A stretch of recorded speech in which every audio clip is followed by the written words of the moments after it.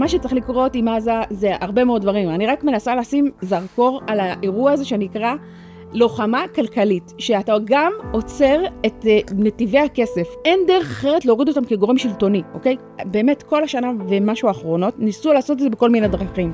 להביא כל מיני חמולות ורשות פלסטינית מחודשת וגורמים בינלאומיים, ואף אחד לא יבוא אם חמאס הוא עדיין שם. וחמאס ימשיך להישאר שם כל עוד יש לו את האמצעים לעשות את זה. איך הכלכלה העזתית עובדת במשך המלחמה האחרונה? אנחנו כבר מעל שנה במלחמה, ולא ברור איך החמאס מתקצב את הרחפנים, את כל המופעים האלה של הצילום. הרימו שם וואחד הפקה. אפילו בימין הישראלי לא יודעים להרים וואחד הפקה, כמו שחמאס מרימים שם כל פעם שמשתחררים חטופים. ריקי מרן, כתבת את הכתבה, חמאס הכנסה במקור ראשון. שלום. נכון, שלום, תמיר. מה שלומך? בסדר, אז בואי ספרי לנו איך זה מתנהל, איך ישראל מעבירה מזוודות של כסף קטרי, בלי כסף קטרי ובלי מזוודות. אז זהו, זה מה שמדהים. אני באמת התחלתי מהסיפור הזה של איך מרימים את ההפקות האלה. אתה יודע, יש שם במות שלמות, יש טנדרים, יש כאילו, יש המון כאילו לוגיסטיקה, נכון? מדפיסים את כל השלטים הגדולים האלה ואת התעודות שחרור, וכולם עם מדים חדשים וצחצחים, נכון? כאילו, וכלי נשק, ואתה אומר כאילו, רגע, אתם לא מכרו לנו במשך השנה האחרונה, שחמאס זה ארגון שבור, שכל התשתיות שלהם נהרסו, אוהלים, עשרות אלפי פעילים נהרגו במלחמה, ונכון, כאילו, אמרו לנו שזה ארגון שבור ומפורק והרוס, אבל אנחנו רואים שהוא בעצם עדיין עומד על הרגליים ומקים כל מיני הפקות, ואז התחלתי להתעסק בכסף, ומסתבר שחמאס מצליח לעשות כל הדברים האלה, ולהישאר גורם שלטוני ברצועה, שזה כזכור אחת ממטרות המלחמה, נכון? להוריד את חמאס גם כארגון צבאי וגם כארגון שלטוני, אז הוא מצליח לעשות את זה, כי הוא במהלך המלחמה הזאת, הצליח להביא אליו סכום ששווה לבערך $1 מיליארד, או זה 4 מיליארד שקלים, פחות או יותר, ובכסף הזה הוא משתמש כדי להמשיך ולהחזיק את עצמו. אז הוא לא מקבל אבל ניירות, נכון? הרי בסוף יש, אני חושב בגלל הבורות הכלכלית, יש חשיבה מאוד בשונה על כסף. כן. כסף, אם הוא היה מקבל נגיד עכשיו ממש מזוודות, ולא היה מקבל סיוע, אז הוא היה נשאר עני. זאת אומרת, הוא היה מקבל מלא מיליארדים, נגיד הוא היה מקבל עכשיו $1 מיליארד כל יום. כן. אז הוא לא נהיה מזה ארגון עשיר. לא, זהו. אז יש גם הבדל, נכון, יכול להיות שבחשבונות בנק שיש לו בחול, יש לו מלא כסף, אבל הוא לא יכול להשתמש בזה, כי אתה צריך שזה ייכנס איכשהו לרצועה. וישראל חסמה את העברות הכספים, כאילו לא נכנס כסף, לא, כאילו וירטואלי בעצם, אין כל כך כסף, בוודאי לא לחמאס. לא נכנס כסף וירטואלי? לא נכנס כסף, לחמאס אין גישה לכסף שלו. לי יש פה כסף נגיד בביט, אין ביט ברצועה, אין פייפל ברצועה. זהו, יש להם, שים לב, לנו יש פייפל, להם יש פלפיי, יש איזו אפליקציה כזאת שהעזתים יכולים להשתמש בה, אבל גם אתה צריך שמישהו יכניס לך את הכסף הזה, ויש כל מיני מענקים שהארגוני סיוע מעבירים לשם, אבל זה מאוד בשוליים, אוקיי? הכלכלה העזתית, עוד לפני המלחמה, זאת אומרת, בגלל שהיא כלכלה לא מתפתחת, עובדת המון במזומן. זאת אומרת, אנשים משלמים במזומן על דברים, הם פחות כלכלה דיגיטלית מתקדמת, ומה שהיה, תחשוב רגע שכאילו מה שקרה, זה שכשהתחילה המלחמה, בעצם כמות המזומן ברצועה נשארה כמו שהיא, אוקיי? זאת אומרת, לא נכנס כסף חדש, אוקיי? ולא יצא כסף. אז מה שהיה זה מה שהיה, וזה פשוט מחליף ידיים לאורך כל המלחמה, ואחד הדברים המדהימים זה, שלאורך ה-16 החודשים האחרונים, רוב המזומן הזה הצליח בדרכים שונות, או לא יודעים רוב, אבל חלק מאוד גדול ממנו, הגיע לידיים של חמאס, אוקיי?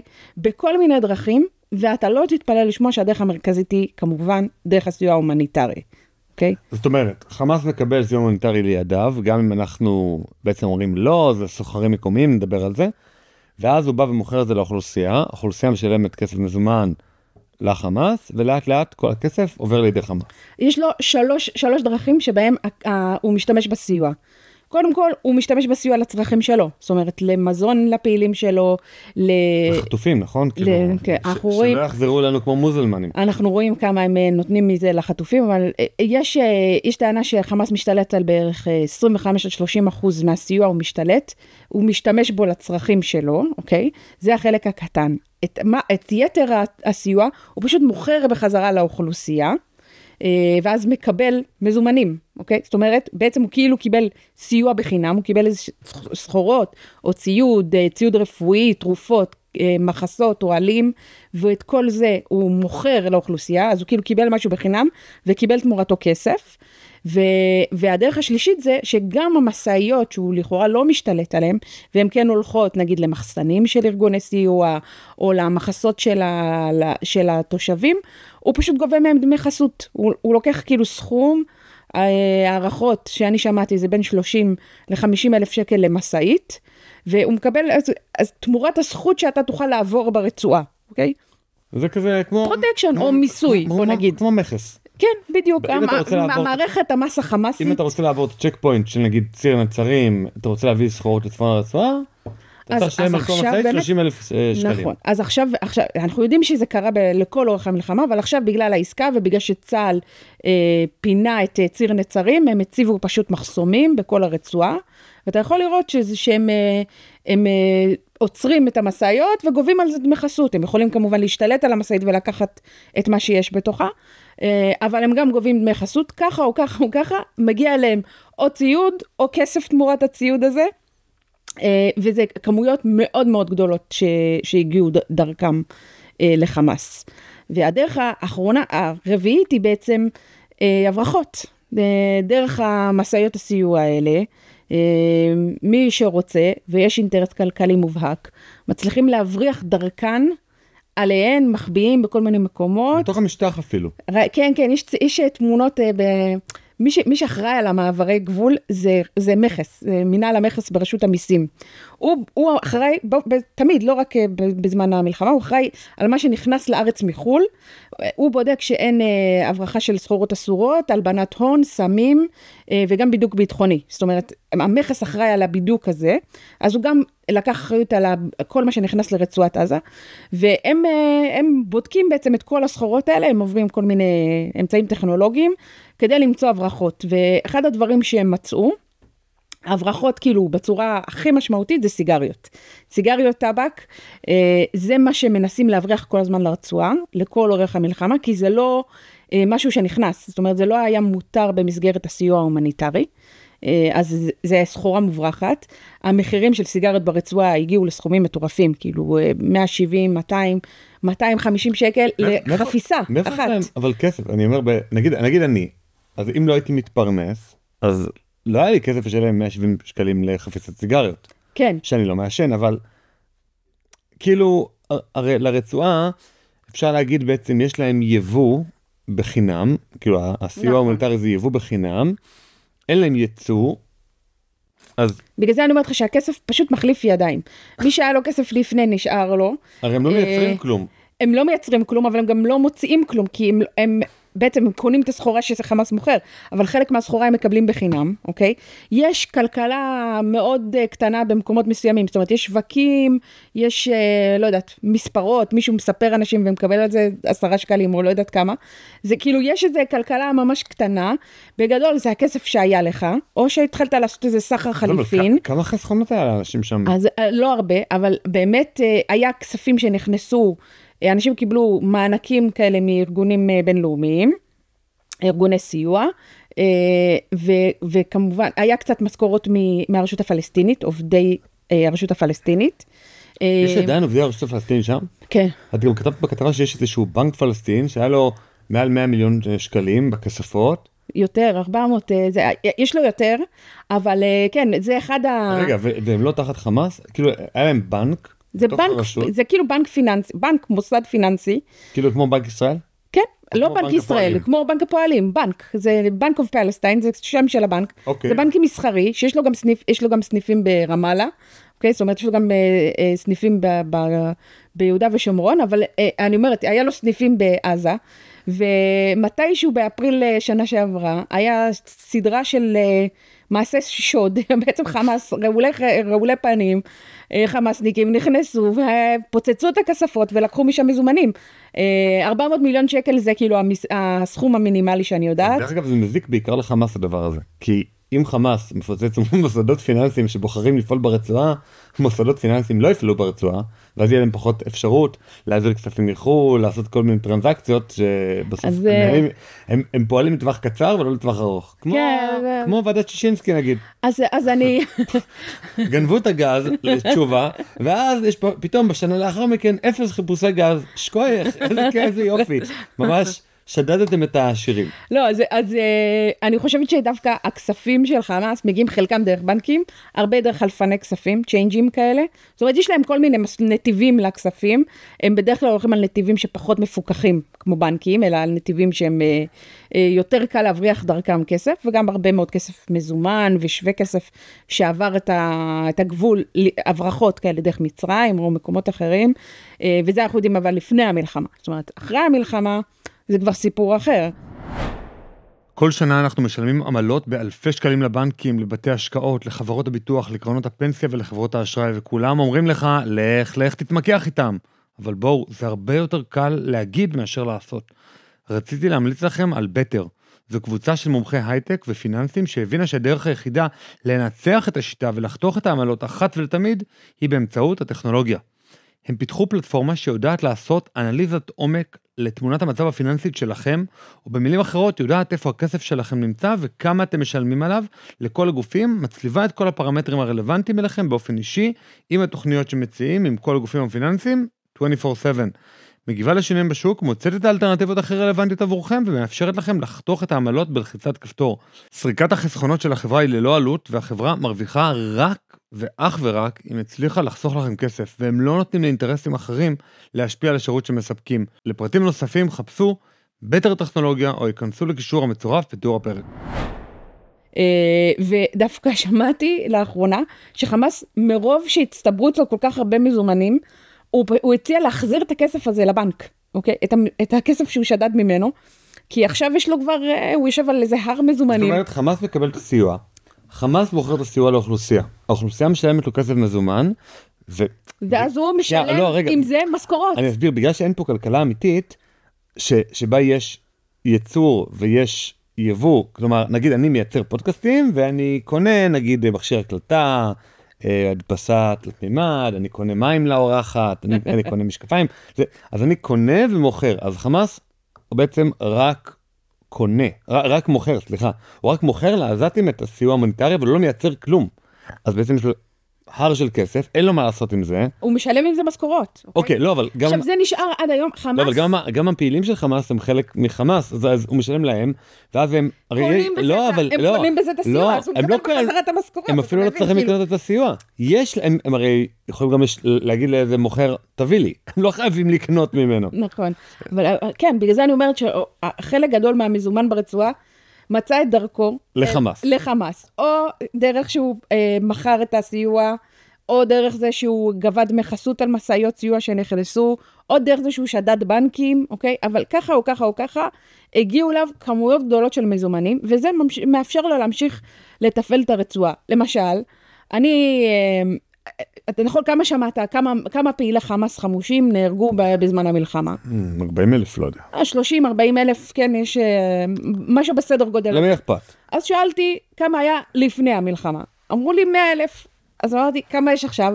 אמרו לי 200, 300,000. לא, אפילו יותר. יכול להיות יותר, אבל אני אומרת, זה לא היה צריך הרבה. כאילו, אתה צריך קצת מזומן, ולא חסר, אתה יודע, בני 15-16 עזתים שישמחו להצטרף לחמאס בשביל קצת כסף. יש לו את הכסף, הוא הגורם היחיד שמשלם משכורות ברצועה, אז כאילו עכשיו אין לך ברירה אחרת, האוכלוסייה, למה אני אומרת שזה משמר את חמאס כגורם שלטוני? כי א', זה הדרך היחידה שלך להרוויח כסף ברצועה היום, וב', אתה תלוי בהם ממש לפרנסתך, כי אם הם אלה שמתווכים לך, מוכרים לך את המזון, או שהם אלה שנותנים חסות על כניסה של המזון, אז אתה מבין שאתה תלוי בהם, אז אף אחד לא יתקומם נגדם, אתה מבין?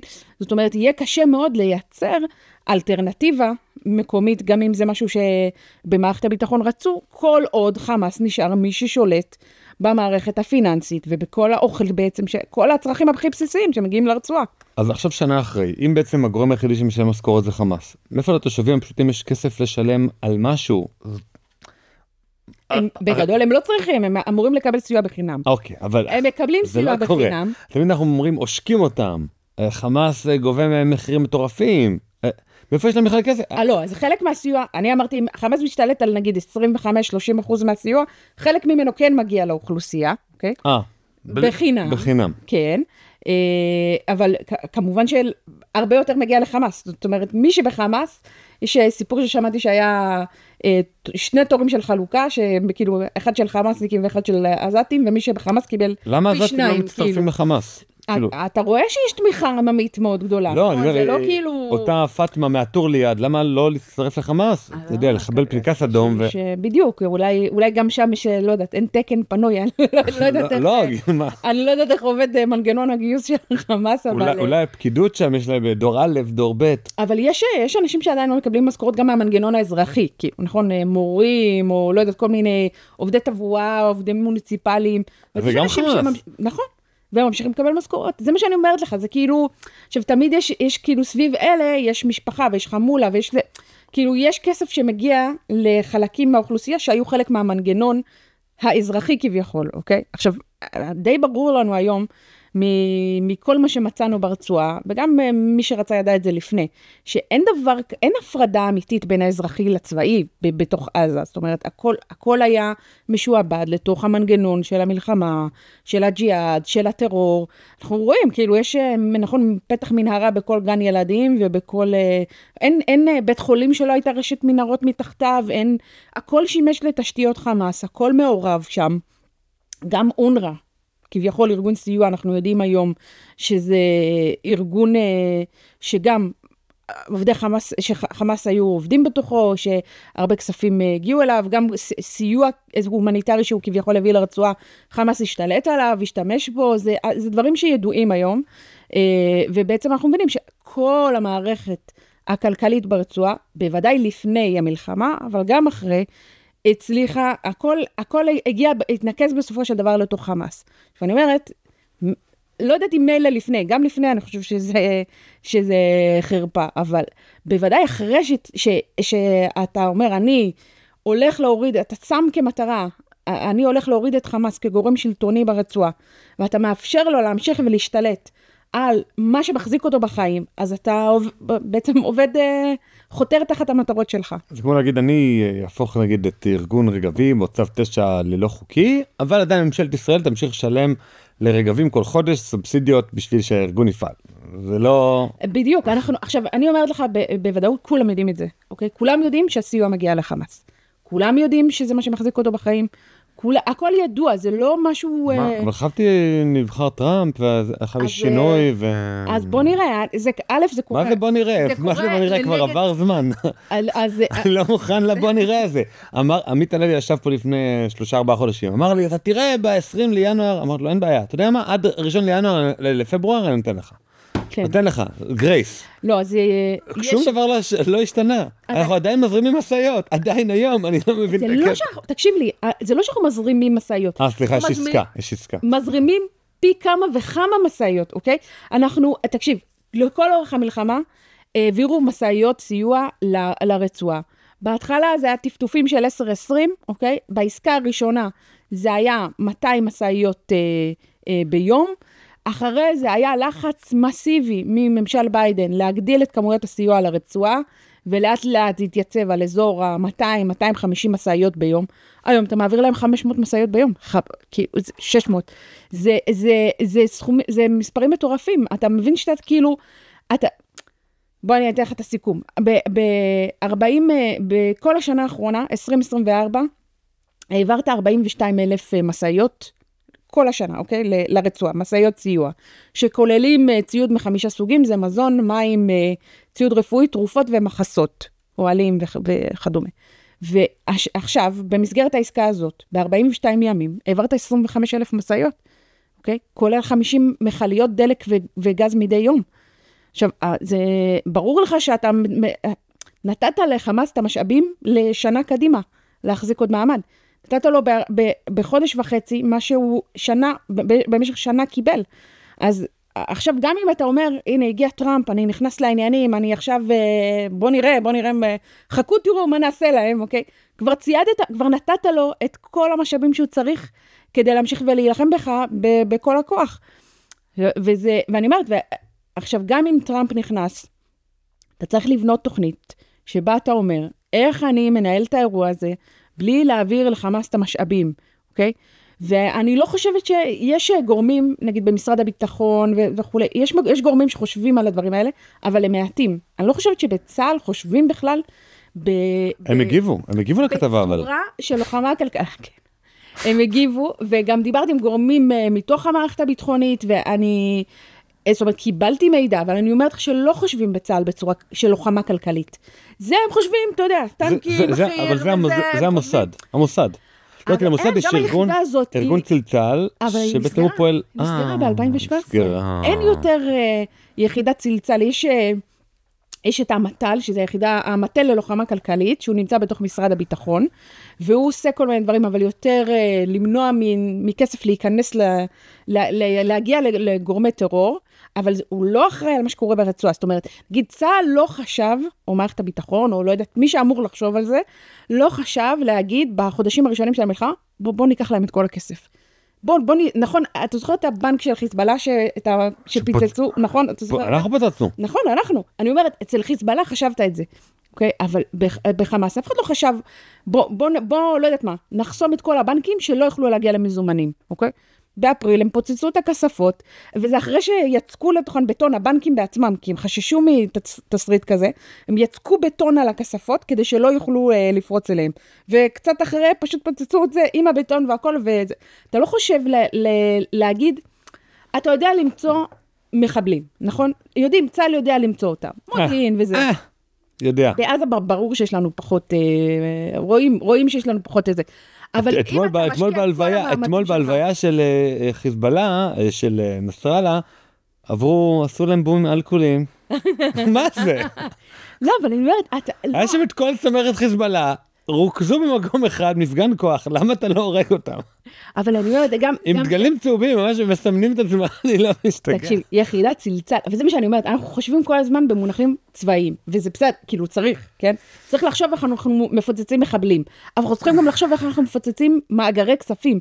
אם עכשיו אני אומרת לך שיש לחמאס הר מזומנים, הוא נמצא בכמה נקודות ברצועה, תפעיל מודיעין, לא יודע, תחשוב איך אתה מגיע לכסף הזה, ומפוצץ אותו. עכשיו תבנה תוכנית, איך אתה מונע מחמאס להשתלט על הסיוע הבא. אבל זה יסכל את העסקה, יש עכשיו עסקה, והחטופים וזה, ואת יודעת, זה כל הלוחמה פסיכולוגית. אבל זה הסיפור שיש עכשיו, ואני חושבת שאתה שואל אותי למה ב-20 בינואר, כשטראמפ נכנס, לא נכנסנו בכל הכוח, והורדנו את הסיוע המיליטרי, וכל הצעדים שאפשר לעשות, אני חושבת שזה בגלל העסקה. זאת אומרת, היינו כבר על המסלול הזה של העסקה, ולא רצו לוותר על החטופים שאפשר להשיג באמצעותה. אבל באמת, המאות משאיות האלה שנכנסות ביום, ברור לך שזה לתת משאבים פשוט לידיים שלהם. אתה מעביר אותם. עכשיו, אני אומרת לך שחלק מהמשאיות האלה, רק אתמול תפסו הברחה מאוד גדולה של טלפונים חכמים, כרטיסי סים וכל מיני דברים כאלה. עכשיו, לי אמרו, מצאנו בעיקר סיגריות, אבל אני שמעתי ממקורות אמינים שזה גם הגיע דרך זה מזומנים, וגם הגיע... מה הם צריכים מזומנים? יש להם הר מזומנים. הם משלמים משכורות במזומן. יש להם הר. לא, אז אני אומרת, אבל גם זה, אתה מבין, זה כאילו לאורך זה היה גם עליות וירדות לאורך גם השטרות מתבלים, זה לא נעים, שטר שהוא כבר לא מגוהץ. אגב, לא, תחשיב, הרי לאורך השנים, ישראל מחליפה את השטרות ברצועה, כי הם משתמשים בשקל, אז אתה מחדש את השטרות, אוקיי? ומתחילת המלחמה לא מחדשים, אז השטרות באמת בלויים, ויש איזו הצעה, לבטל את השטר של ה-200 שקל, וככה אתה בעצם כאילו מאייד להם את כל ההר מזומנים הזה, אוכל לגדול ממנו. זאת אומרת, כאילו, יכול להיות שההצעה של סמוטריץ' של ביטול שטר ה-200 היה בשביל להילחם בחמאס? אני לא יודעת אם על זה הוא חשב, אבל זה גם יכול לעזור בזה, בוא נגיד ככה. אפשר פשוט להחליף אותו, להגיד, משטר 200 עוברים לגרסה אחרת, גרסה ב', הגרסה א' מבוטלת. זה נגיד זה צעד שליברלים כמוני וכמוך לא התנגדו אליו, בניגוד לביטול המזומן בישראל, שכמובן אנחנו... כן, אבל זה גם הצעה שקיימת, של בעצם להפוך את עזה לכלכלה בלי מזומן, אוקיי? כלכלה שהיא עובדת רק באמצעים דיגיטליים. ואז היכולות סייבר שלנו יכולות להתגבר עליה. נכון, הרבה יותר קל לנטר אחרי העברות, הרבה יותר קל לך לעקוב, להבין מאיפה מגיע הכסף, לאן הוא הולך. זאת אומרת, אתה יכול לעצור כסף, אתה יכול לחלט כספים. מזומנים הרבה יותר קשה לשלוט בזה, אז מתנהלת במזומן. אפשר בפצצה פשוט להגיע לזה, יותר קל. לא, זה כזה פשוט. לא, ברור שמה שקורה, מה שצריך לקרות עם עזה, זה הרבה מאוד דברים. אני רק מנסה לשים זרקור על האירוע הזה שנקרא לוחמה כלכלית, שאתה גם עוצר את נתיבי הכסף, כי אם אתה תילחם גם בנתיבי הכסף, אתה תצליח, אין דרך אחרת להוריד אותם כגורם שלטוני, אוקיי? באמת כל השנה ומשהו האחרונות, ניסו לעשות את זה בכל מיני דרכים. להביא כל מיני חמולות, נכון? היה איזה ניסיון כזה, ורשות פלסטינית מחודשת, וגורמים בינלאומיים, ואף אחד לא יבוא אם חמאס הוא עדיין שם. וחמאס ימשיך להישאר שם כל עוד יש לו את האמצעים לעשות את זה. והיה עוד משהו שמצאתי במהלך המחקר על הכתבה הזאת, זה שהייתה תקופה לאורך כמה חודשים בשנה שעברה, שאפשרו כניסה של סחורות לא דרך ארגונים בינלאומיים, שמקבלים אישור ממטפש וכולי. אלא דרך ארגוני טרור. אלא דרך סוחרים פרטיים, אוקיי? לא, אבל היה גם... סקטור פרטי. היה גם ממש ארגוני טרור. זאת אומרת, ארגונים טורקים שמוגדרים ברשימות של ארגוני טרור. גם היה, זה ארגוני סיוע כאילו שזה, אבל היה איזה ניסיון לעודד את הסקטור הפרטי, אוקיי? זאת אומרת, שיכנסו סחורות דרך בעצם כאילו סוחר ישראלי בצד הישראלי, מוכר סחורה לסוחר בצד העזתי, אוקיי? ואז הוא מוכר את הסחורה שלו, ואז בעצם היה איזה רצון להגיד, בוא נעודד את הסקטור הפרטי בתוך עזה, ואז אנשים יוכלו לקנות, לא מחמאס, אלא לקנות מאיזה סוחר פרטי, ויהיה להם חלופה, אוקיי? בוא נייצר איזה אלטרנטיבה. תחרות, קפיטליזם. כן, ובין השורות, כאילו, גם רצו שזה יעודד גורמים מסוימים בתוך הרצועה, אוקיי? זאת אומרת, איזה חמולות מקומיות, וניתן להם איזו אפשרות, ואז הם יתחזקו, והם יחליפו את חמאס, כאילו, היה איזו חשיבה כזאת, שנעודד איזה סקטור פרטי בתוך עזה, וככה אנחנו, כאילו, נילחם בתופעה הזאת שחמאס משתלט. אבל אז מה קרה? מה קרה? גילו שזה ערוץ הרבה יותר קל לחמאס להעביר כסף דרך הערוץ הזה, וזה יצר מה שנקרא צירי קיזוז, אוקיי? זה בעצם, חמאס, אם לא הייתה לו גישה לכסף איראני מאז תחילת המלחמה, או לכסף שיש לו בחול, יש להם כל מיני השקעות בכל מיני מדינות באירופה ובמקומות אחרים, אז לא הייתה לו גישה לכספים האלה, לכספים שהוא יכול לקבל מאיראן, מאז שכאילו סגרנו את הרצועה, ובטח מאז שנכנסנו לרפיח, וסגרנו גם את הציר ממצרים, אז איך הוא יכול לקבל כסף? איראן יכולה כאילו לקנות עבורו את הסחורה דרך סוחר מקומי, ישראלי, ואז זה כאילו עובר לסוחר העזתי, וחמאס לוקח את זה משם, ובעצם יש לך דרך שהכנסת ערך לרצועה, בלי להכניס אליה מזומן. אתה קונה נגיד פקט סיגריות בשקל, במחיר נמוך. לא, אתה קונה נגיד מסעית של ציוד רפואי, כאילו. אבל נגיד אתה קונה 4,000 מחטים בשקל, אז בעצם קיבלת מענק מאיראן של שווה ערך ל4,000 מחטים, שזה לא בשקל. כן, אתה קונה את זה כאילו בסכום אמיתי, אבל זה... או בסכום נמוך. בדיוק, אבל אתה בעצם מצליח להכניס את הערך של הכסף לרצועה, בלי להכניס אליו את הכסף, אתה מבין? כסף זה סתם, זה שטויות. כל הקטע הוא לקבל שירותים. זה החשיבה הקפיטליסטית, אין שום ערך לניירות האלה. השווי, מה שחשוב זה השווי. בדיוק, זאת אומרת, אם הכנסתי עכשיו 4,000 בקבוקי שתייה, או קולה, או שווארמה, או זה, אז הכנסתי ערך. אם הכנסתי סתם ניירות, אז זה לא עוזר. בדיוק, אז אני אומרת, מה שקיבל, הם קיבלו את השווי של הניירות בלי לקבל את הניירות. נכון, לא צריך את הניירות. ובעצם לא היה צריך אותם, ואז הצלחת להכניס, כאילו הם הצליחו להכניס כסף שהיה בחוץ בעצם, לתוך הרצועה, וגם כמובן בדרך כזאת יותר קל להבריח דברים. זאת אומרת, כל מי שיש לו, נגיד, יש כמה נקודות בקרה, נגיד סיוע שמגיע מחול, אז הוא עובר בכניסה לארץ, הוא עובר כמה נקודות ביקורת שאתה יכול לבדוק אותו. סחורה שמגיעה לארץ, יש לך שפע של זמן ומשאבים ויכולות להסליק כל מיני סחורות מוברחות בתוך כל מיני דרכים, שלא בהכרח יהיה לך בסיור הומניטרי רגיל. אז בוא נעבור לדבר על נושא שהזכרת אותו קצת, והוא עכשיו אמור להיות בכותרות, אבל הוא לא בכותרות. אונר"א היה חוק שעבר לפני, אני חושב, למעלה מחודשיים, שאונר"א... סוף ינואר זה נכנס לתוקף. אוקיי, אז כמעט חודשיים. מה קורה עם היישום של זה? עדיין בדקתי פה בגבעה הצרפתית ליד הבית, עדיין מטה אונר"א חי וקיים. אז... עדיין השער הכחול המכוער שלהם נמצא פה ומכער את הנוף. אתה יודע, כל חוק... בישראל, באופן כללי, רגולציה ישראלית, וזה לא קשור לחמאס וזה. את אומרת ככה אוף די רקורד, בינינו. אני אומרת, לא, אתה יודע איך עובד דברים כאלה. בישראל אוהבים לכתוב חוקים, פחות פועלים לאכוף אותם. ובעצם מה שחשוב בחוק, זה דווקא עדיף שיהיה כמה שפחות חוקים, יותר רזים, יותר... באופן כללי, אני אומרת על רגולציה על מסעדות, ועל מפעלי ייצור, ועל יבוא, וכל דבר שאתה רוצה. עדיף שתהיה לך רגולציה מאוד ברורה, רזה, כאילו פשוטה, שקל להבין אותה, אבל שתאכוף אותה בקפדנות, אוקיי? זאת אומרת... או שתאכוף אותך, או שתאכוף אותה בכלל. משקיעים, בדיוק. חוץ מאשר בחוקי התנועה, ששם וואלה אוכפים. ושם זה עובד. עכשיו, הנה, עכשיו חשבו לעשות, לא מצלמה של מהירות, כי אז הווייז מסמן לנו מצלמת מהירות, עוד 200 מטר אנחנו מאיטים, אלא מצלמה שמודדת מהירות ממוצעת.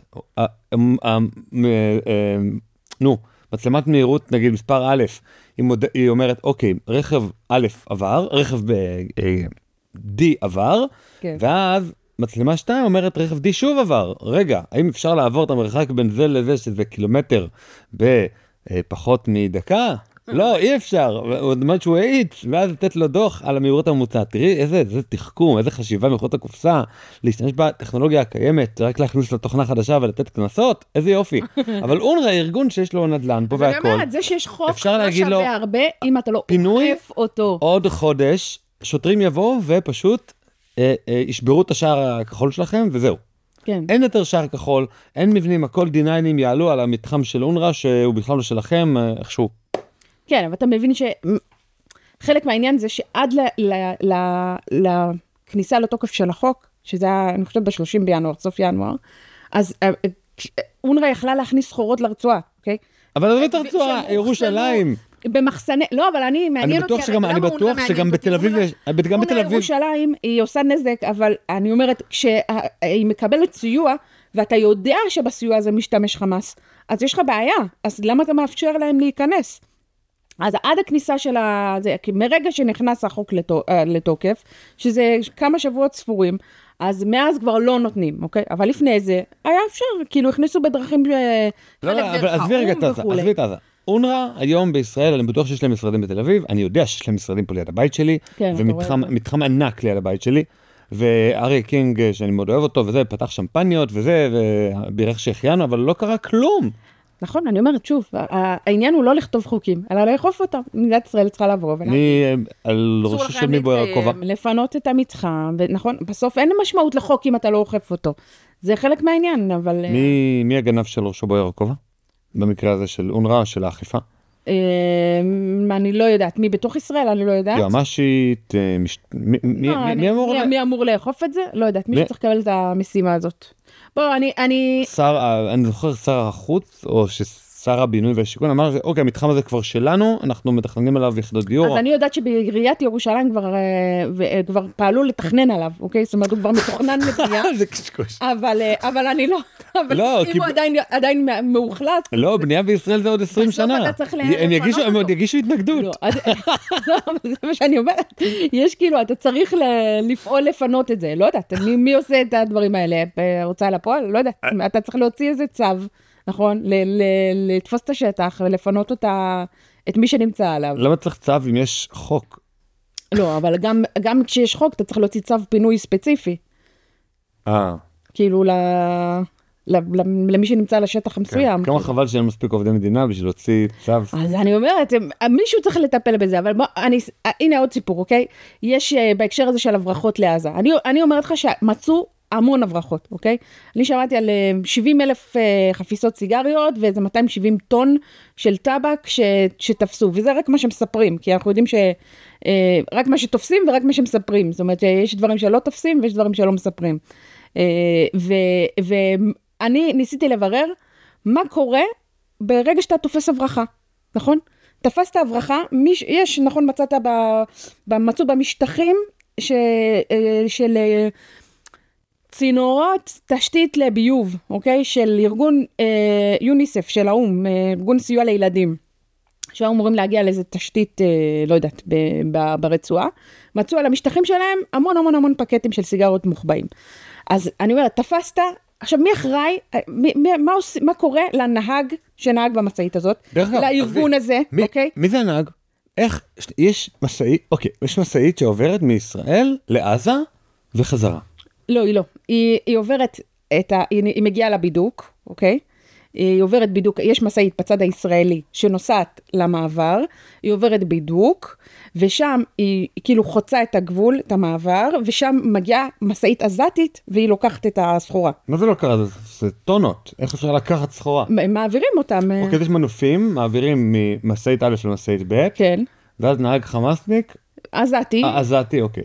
חמאסניק. מי שאתה רוצה, איך אתה רוצה לקרוא לזה, כן? חשבתי שזה יש נהגים, נגיד... יש נהגים עזתים. עכשיו בוא תשמע קטע מצחיק. עכשיו נכנסים 600 מסעיות ביום סיוע לרצועה, אוקיי? עזה יש 300 מסעיות, פחות או יותר, אוקיי? הן צריכות לעשות כמה סיבובים ביום, מרוב שיש כמויות של סיוע שנכנסו. אין כמות כזאת של מסעיות בתוך רצועה.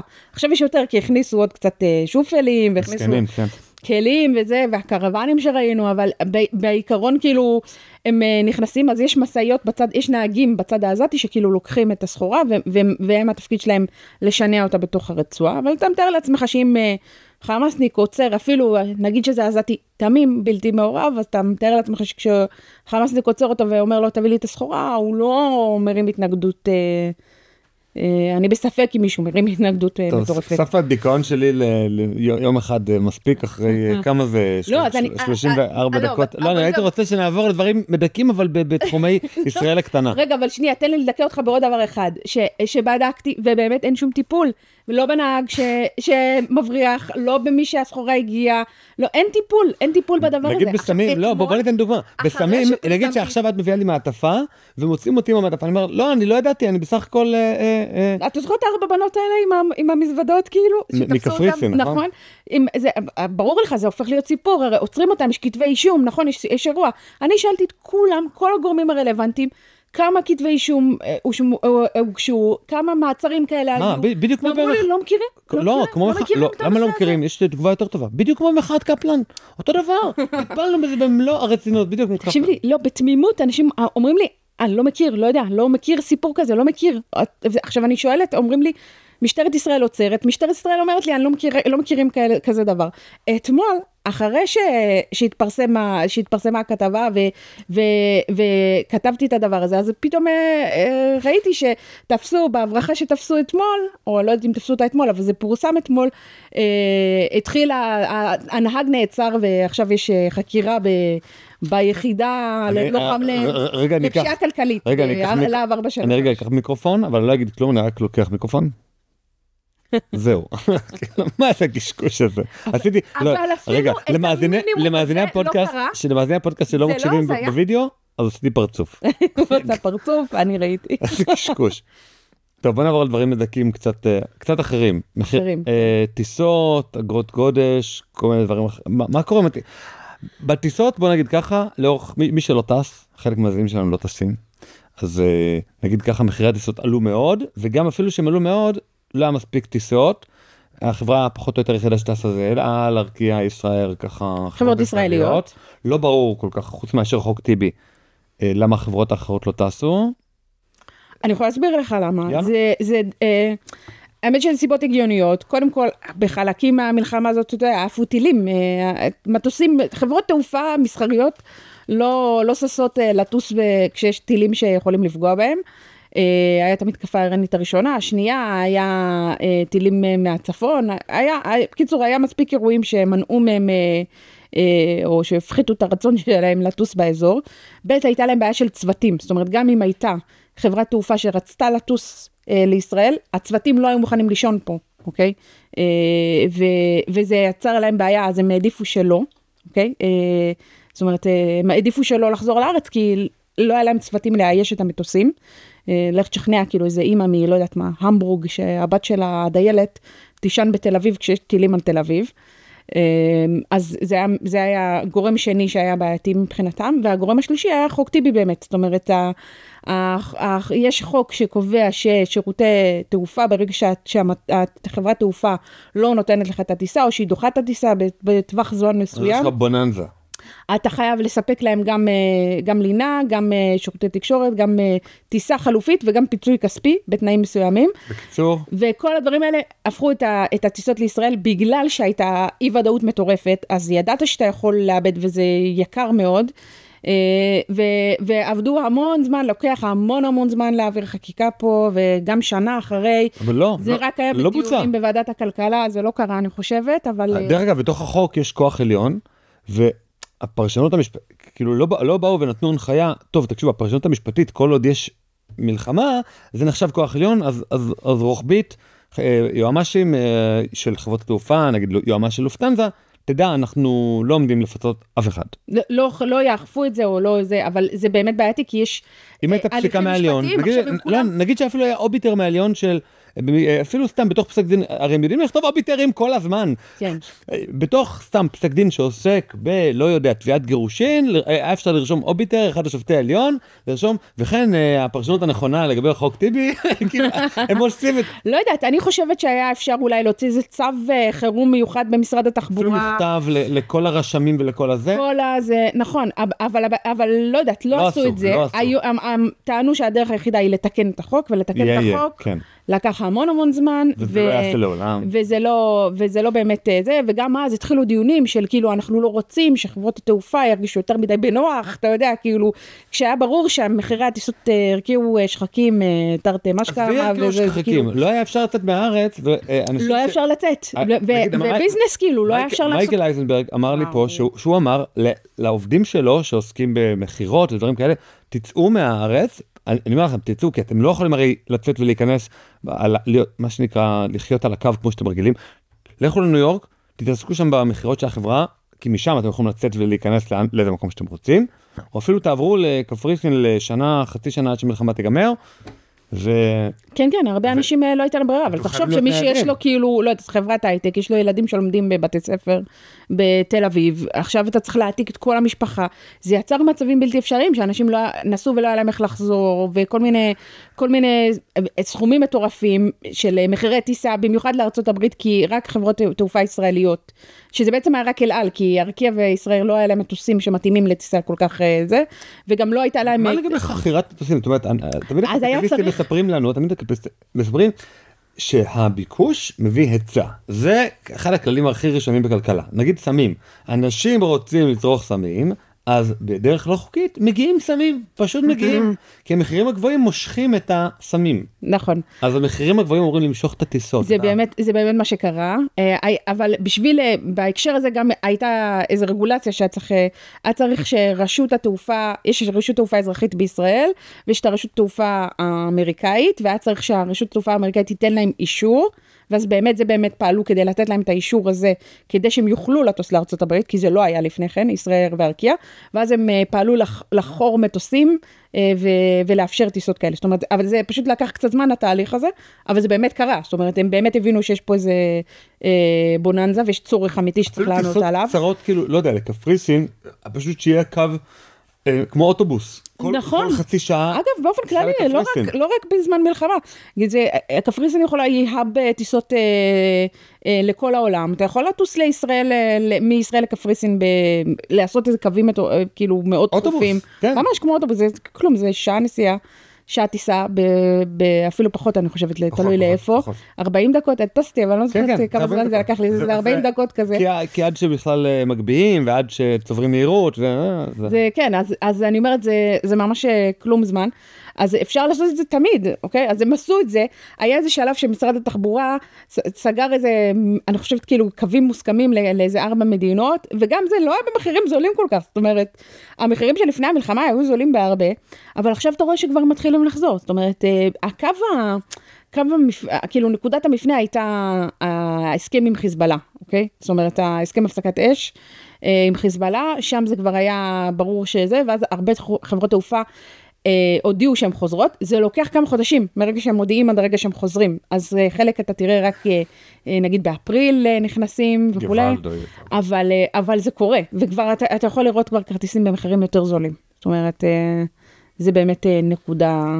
אוקיי, בוא נאמר משהו להכי מדכא, אני לא יודע, אני בתור פודקאסטר מאוד נהנה מפקקים, כי אנשים בסוף... ככה אתה עושה את זה שלך. לא, אני אומר, כאילו מצד אחד אני עומד בפקק ואני מתבאס, מצד שני אני אומר... זה ממש נכון, אני שמעת רק באוטו, באמת זה נכון. טוב, עלת אישה ונשים מקשיבות כמעט אך ורק ברכב, באמת. כן? למה, מתי גברים מקשיבים? יש אנחנו בבית.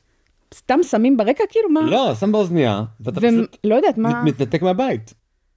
אבל מה ילדים צריכים אותך? לא יודעת, כאילו... הם צריכים את אמא. לא הבנת, לא הבנת. עכשיו הבנתי, אוקיי, עכשיו הבנתי את השיטה. יש אבא, אבא זה אבם, אבא זה אבם, זה בכוונה, זה אבא, אבם. אמא זה לא מתחרה, זה מבא. אבא זה אבם, והוא פשוט בבית, עושה את שלו, הוא יכול גם לעבוד מהבית, נכון, אתה יכול לראות את אבא, פותח לפטופ, עובד, פתאום הוא עובד. כן, אני עובד מהבית, אבל אני באמת צריכה להיכנס לחדר ולסגור את הדלת. בדיוק. כאילו, אני לא יכולה שזה לא עובד. אנחנו באמת אב"מים שם בתוך הסלון, אנחנו לא חייבים להיות, עכשיו, חוץ מזה, 90%, אני שמחה שאתה מכיר בזה. 90% מהמאזינים שלי הם גברים, אז אני אומר, גברים מאזינים, דבר שאני הרבה יותר פודקאסטים. סתם יושבים כאילו יושבים בבית ושומעים באוזניות. לא נראה לי, לא.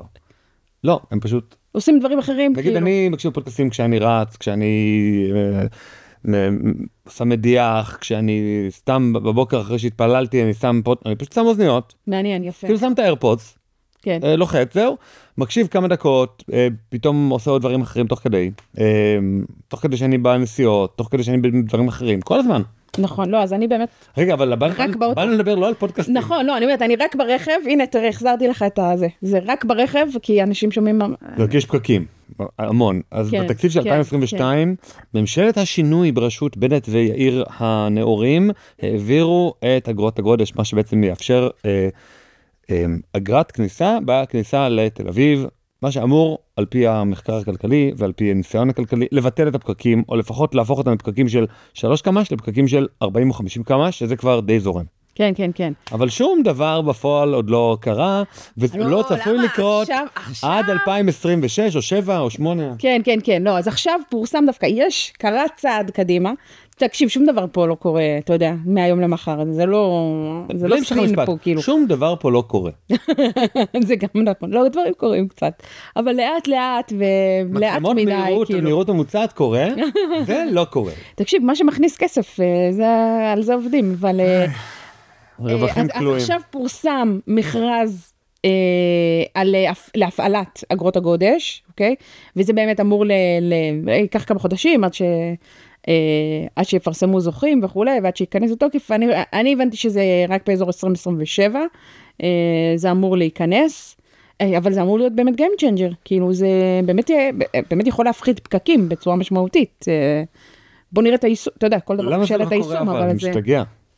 כן, לא, למה? כי אתה עובד איך אפשר למרוח, כאילו, משהו באמת פשוט כמו... לא, אני חושבת שזה היה קשה, ערבו את זה יחד עם המטרו, אוקיי? זאת אומרת, האגרות גודש הם גם מה שאמור לממן את המטרו. ואז זה עבר יחד עם חוקי המטרו, וחוקי המטרו התעכבו, והיה כאילו איזה... בקיצור, מצאו דרך תקוע את זה, שתקעו את זה יחד עם עוד חוק אחר, במקום להגיד, זה שני דברים שונים, יש... נכון, אבל מאוד קשה, אתה יודע איך זה, אוקיי? מאוד קשה לשכנע... אני יודע, מה אני בסך הכל? אני יודע איך זה. הנה, אני אגיד לא הייתי בפוליטיקה יום אחד. אבל דיברת עם מספיק פוליטיקאים בשביל להבין איך זה עובד. מאוד קשה לגרום לפוליטיקאים להצביע בעד עוד מיסים, נכון? זה אתה מסכים איתי? אגרת גודש היא מס בסוף, זה כאילו להגיד, היום נסעת פה בחינם, עכשיו אתה תצטרך לשלם על זה, אוקיי?